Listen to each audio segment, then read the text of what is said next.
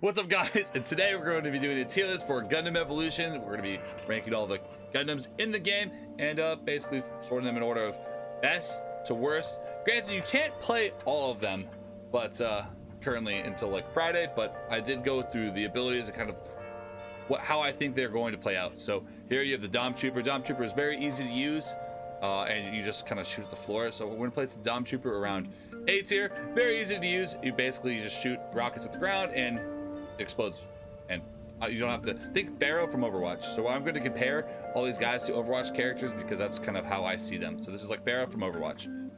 You have Exia, which is this Exia or Barbados? No, this is Barbados. This Barbados. Based on what I thought Barbados was going to be lower, but I think Barbados is an S tier. Like, he can basically one-shot people, sneak up, and basically take out an entire team if people aren't paying attention to him. And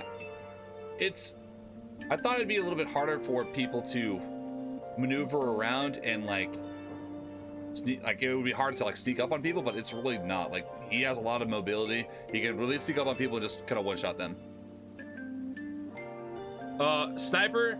The sniper is kind of butt on certain maps, but is extremely strong on other maps. It can one-shot people, and a lot of people aren't really looking for a sniper, at least yet. So right now the sniper is extremely strong. That isn't the sniper. Sorry, that's the sniper. They look so similar. This is the sniper. So the sniper, extremely strong, long range, can one-shot a lot of people. So boom. Here we have Pale Rider. Pale Rider is probably going to be, I think it's going to be up in the S tier. It's just kind of a good frontline fighter. So I mean, think Mando 76 in Overwatch. I mean, you can run around and heal yourself, and you're just always in the fight. Really strong, really good. Nothing really else to say about that. So here is going to be one of my lower tiers. I'm going to place the War Tank at the D tier. This is kind of going to be the baseline for now at what I think is going to be the worst, because I did not have a good time playing this. It feels like this is an operator that is made for a drunk person. I don't have to aim. As long as I'm looking at somebody, I hurt them. But in turn, it just doesn't really feel like I can get better at this character. Unicorn. Okay, we're gonna do the other ops first, and then we're gonna get to those guys. Which op is this? This is the axe, I believe. No, this is yeah, that's one of the special ones. All right, this is the tank. Zabi. This guy is pretty good. He is like the official, in my eyes, the official tank of the game. Extremely strong, has a decent charge ability, and up close it basically shreds everyone because you have a shotgun. So extremely strong. This is Gundam Evo. There's a PC only currently. Basically the main tank of the game. So we're gonna go to the other tank of the game, which is, I'm not sure what the this is GM. GM is the other tank of the game, but has a little bit more range to him. So I'm gonna place him at B because it is a tank, so it's kind of nice to be able to shoot behind your shield, but doesn't have the mobility options or the damage that Sasabi has, but it's still extremely strong. All right, this is one of my personal favorites, Turner Gundam. I'm going to place him at A because I think that he's an extremely good frontline fighter as well as long range. He's good at everything, and he can self-heal himself, but he isn't really good at anything specifically. Decent damage at long range or close, and you can heal yourself, and he's one of the strong counters to Barbados, who is an extremely strong character who has to basically charge into the melee. You get an ability that you can basically suplex someone and stun them for a bit, so you can basically one-shot Barbados if you hit him with it. And you can also take out the tanks if you get close enough. All right, this is, I believe this is Zaku close range. No, it's Zaku mid. I think this is Zaku mid range. Is this Zaku mid range?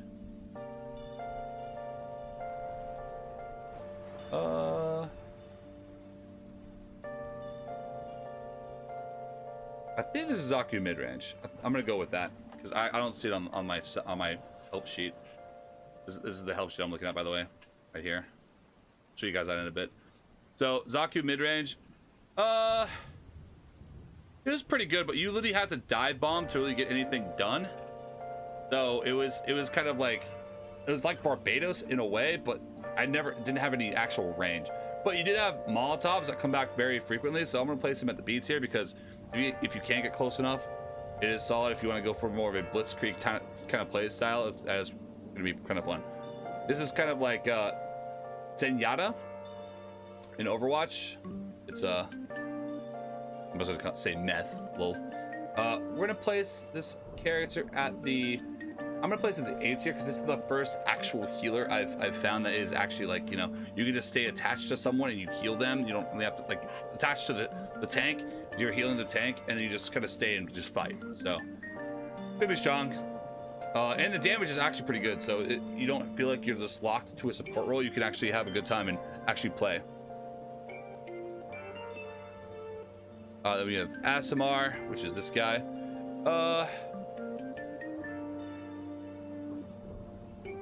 Asimar also gets a Molotov. You get it back quickly, so definitely good for more like AoE, kind of like some of the other characters, but it comes back like every 10 seconds, and the gun Asimar gets isn't like super strong, and the other abilities are, I think, feel a little bit more lackluster. Can do a little bit of everything. It has an up close melee attack as well, and can transform, so you can fly around pretty quickly to get out of fights, but I don't think it's extremely strong.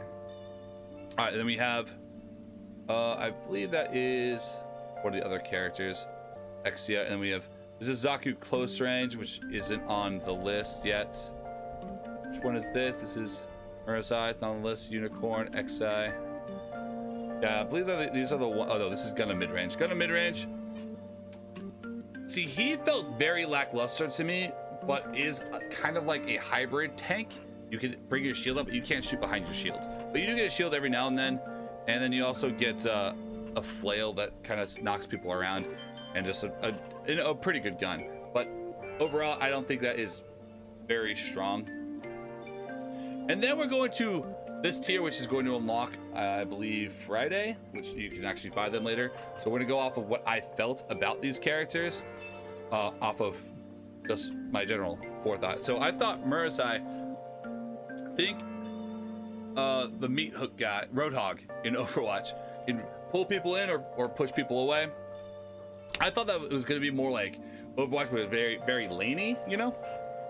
There's not as many lanes in shields, don't play as big of a factor. So I don't think, I was going to place him easily S tier, but I don't think that pulling and running away is going to be as strong as I thought it would be.